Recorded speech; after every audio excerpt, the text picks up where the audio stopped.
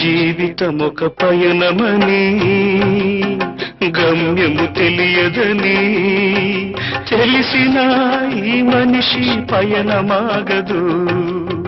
జననం ధర్మమని మరణం కర్మమని తెలిసిన జనన మరణ చక్రమాగదు. మరణం తథ్యమని ఏ జీవికి తప్పదని తెలిసిన ఈ మనిషి తపనాగదు.